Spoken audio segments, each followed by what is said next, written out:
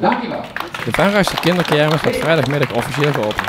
Na de zegeningen van deken Smeets konden de kraam en attracties hun eerste gasten ontvangen. Toch is de kermis dit jaar anders dan voorheen. Ja, heel anders dan andere jaren. Hè. Normaal hebben we 4, 5 pleinen. Nu alleen dit kinderplein om het zo te zeggen, maar wel heel leuk dat het toch kermis is. Ja, want ik zie hier de kinderen genieten nu al, dus wat dat betreft fijn dat er iets gebeurt in het centrum, toch? Ja, dat sowieso. De horeca die pakt natuurlijk ook uit. Maar ja, kermis gaat eigenlijk om de kermis. Kleine kermis dit jaar, maar er is dan toch iets van kermis. Ja, hebben jullie veel moeten doen om dit toch mogelijk te maken? Nee, dit is eigenlijk een relatief kleine kermisstandaard. Het zijn 10 attracties. Daar hebben we op zich niet zo heel veel aan hoeven doen.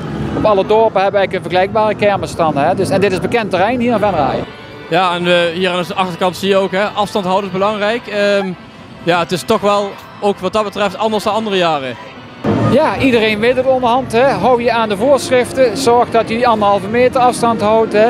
Nader elkaar niet te dicht. En als we dat doen, dan kunnen we er gewoon toch een hele mooie kermisdagen van maken. Ja, aan zelf.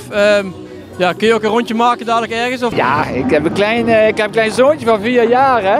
Die zit net in deze periode. Dus voor hem is het natuurlijk een groot feest.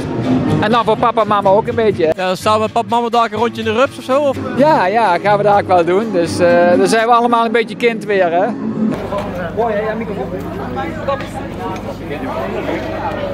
Ik wil even op 1,5 meter precies afchecken hè, natuurlijk. Hè. Want ook, ja je mag nog wel even, je bent 1,30.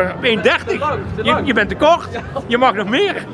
Zo, hey. Nou Peter, goedemiddag. Ja, goedemiddag. Ja, jij loopt er anders bij de andere jaren. Ja, ik loop er dit jaar bij als de Peter van 1,5 meter.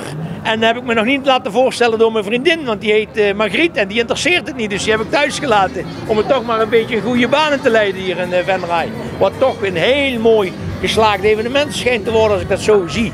Ja, maar afstand houden is belangrijk en daar heb jij wel bepaalde middelen voor bij, geloof ik, hè? Ja, ik heb sowieso de 1,5 meter brush.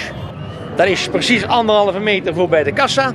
Ik heb natuurlijk het groene licht voor door te komen, het stoplicht voor te stoppen.